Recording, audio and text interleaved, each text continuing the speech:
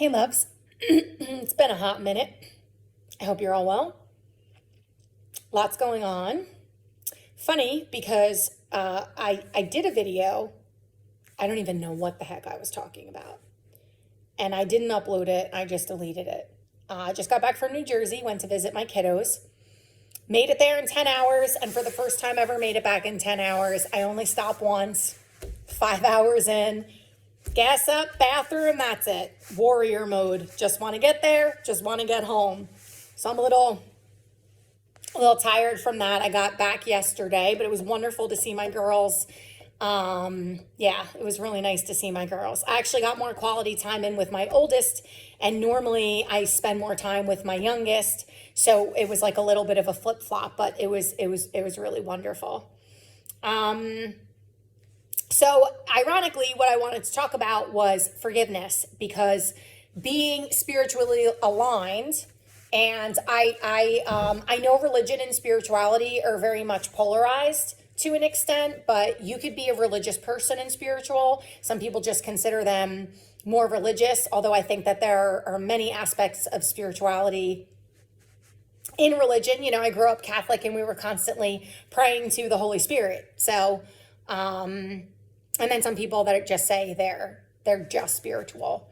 Because I don't, you know me, I don't want to leave anybody out of the conversation, because I'm not like anti-religion at all whatsoever. Living in South Carolina really introduced me to a lot of the more like hardcore Christians and the Southern Baptist Christians. And so many people would get annoyed at that from the north, and I just didn't, we're all here. We all have to find a way to get along and coexist. And I'm a big advocate for doing that as peacefully as possible. So whether you're spiritual or not, but for purposes of this, spiritually speaking, there's this idea of forgiveness, and that it's a poison you drink. If you choose not to forgive, it's a poison you drink, hoping the other person will die, or hoping that it would harm the other person. And so the idea is, if you're not forgiving, you're just hurting yourself. And I've never agreed with this principle. And I was listening to one of my favorite spiritual people in the world. She's world renowned and she's so grounded. And this came up, and I was so happy that it did. And she was like, "Oh, you want to go there? Like, you want to unravel this?" And the one thing she said that I thought it was so profound is, if you want to learn to forgive, get rid of forgiveness. Just let go of the whole idea of forgiveness, because most people do not authentically forgive. They say it, and they might, wear a mask and put on a good front, but push come to shove, emotionally, it's not healed. And that is seen sometimes overtly or, covertly. And I've talked to many people who claim that they've completely forgiven their past, or they've completely forgiven this person, and they haven't. And so I've always been a big champion of just admitting, like, I haven't forgiven that yet. I haven't forgiven that person yet. I haven't forgiven that situation yet. And that's okay. It does not make you a bad person. I think a lot of people want to project this idea that they're like super forgivers, right? And I think it's moral superiority. I think it's fear of looking like a bad person. So many people want to be seen as a good person, that it's like, oh, I'm such a bad person if I say that I haven't forgiven that situation yet, or I haven't forgiven that person. And when we bypass that, because anger and resentment and rage are they're human emotions that we just can't get around. We're going to feel it to one extent or the other. I'm not comparing this to somebody who is perpetually angry day in and day out, or somebody in an abusive relationship, with someone else who has this perpetual rage. Excuse me, get off my clean clothes. Sorry, cat is like jumping all over my clean laundry. That's not what I'm talking about. But there might be people in your life, or a person or a situation, that you can admit to yourself, I hope, that you have not fully forgiven. And maybe you did. But I think it is so, scoot your butt. I think it is so much more effective I think the real healing, the deeper healing, starts to happen when you admit that you're not over it. And, there's this other idea of like the Stoics, like don't give in to the emotion and controlling your emotions. And I'm all about that. We need to have self-control for sure. We do. But we can also simultaneously create safe and healthy space to feel things and to really ask yourself the hard questions. Say somebody accused you of something. Am I the person that they're accusing me of being? Do I do that behavior? If it's a yes, sometimes you might go, yeah, I do that. But that behavior is serving me right now. So I'm not going to let go of it. And whatever that looks like for you, that like self-inquiry. But I think authentic forgiveness, I think most people don't achieve it. And I think there's a lot of people like me who can see right through it when other people are claiming like, I just forgave them like that, like it's nothing. And you'll see that show up and manifest in very specific ways. And a lot of it is the way people cope with anything traumatic. And oftentimes forgiveness or the lack thereof is because you've experienced a betrayal. And that betrayal often stems from something traumatic. And, we do lots of weird and quirky things as humans to bypass and sidestep certain emotion because it's really hard to feel. It's really hard to sit and feel things. In the homeopathic world and in a lot of Eastern cultures, anger is just masked sadness. So oftentimes when you see somebody with an enormous amount of anger, we would say they're a very sad person, maybe even depressed person. And they're masking this with a lot of anger. And that was something that I used to do all the time because anger, if you're looking at the scale of frequency of emotions, anger is actually a higher frequency than depression and sadness, believe it or not, which means it's a healthier emotion, believe it or not. I'm talking in terms of the scale of frequency. Like love vibrates super high, right? You're like up here. And enjoyment and fulfillment and abundance and prosperity, very high scale vibrationally. But anger is actually higher on that scale than sadness. And oftentimes people revert to anger because it's an easier emotion to handle. And I'm a big champion of this. Anger is a kick-ass catalyst for change and forward motion. If you can harness it correctly without spewing it all over everybody else. So I wanted to talk about all this and the difference between forgiveness as a bypass and true authentic forgiveness. True authentic forgiveness, you are not triggered by that person, those people, that situation at all. At all. There's not one sensation going on inside your body. There's zero visceral reaction. There's zero reactivity. You truly feel light and free in your body. And you can think of that person, those people, or that situation simultaneously and not have that peace disrupted. So I wanted to talk about this. And I was thinking about making this video on my drive home yesterday. And I had a situation arise. A bit of a betrayal. I'm hurt. I'm very hurt. I'm also very angry. And I'm super disappointed.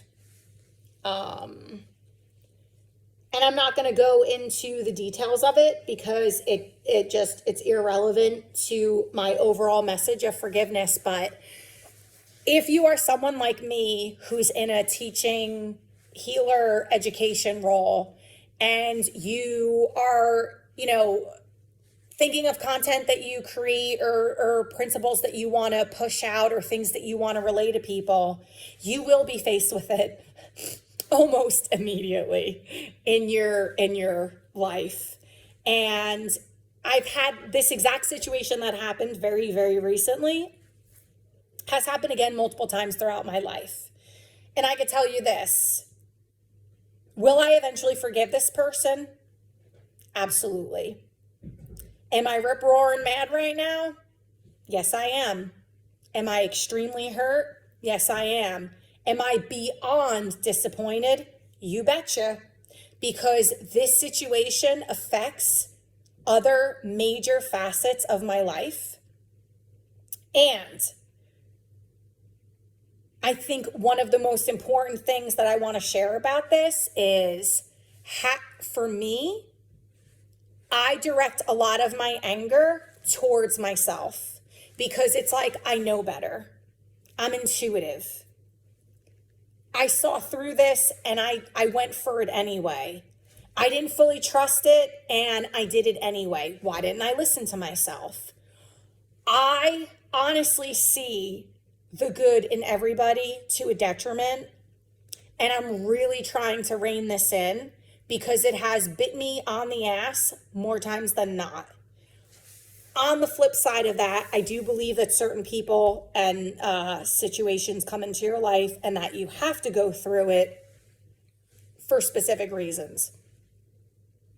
So for me, I'm sitting here with myself today. Well, what's the lesson? What's the takeaway? What could I have done differently?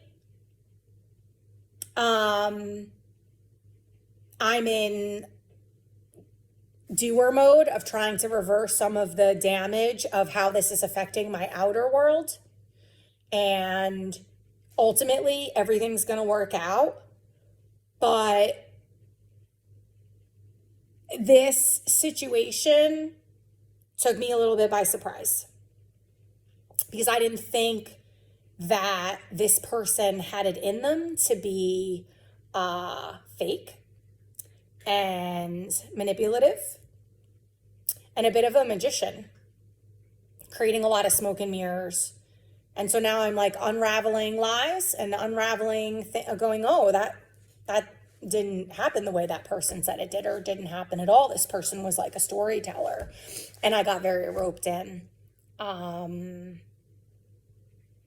And there were things that I noticed very quickly, and I kept pushing it from the forefront to the background. If I didn't do that, I wouldn't be in the situation that I'm in. And that's okay, because that's part of the human experience. We're here to learn lessons.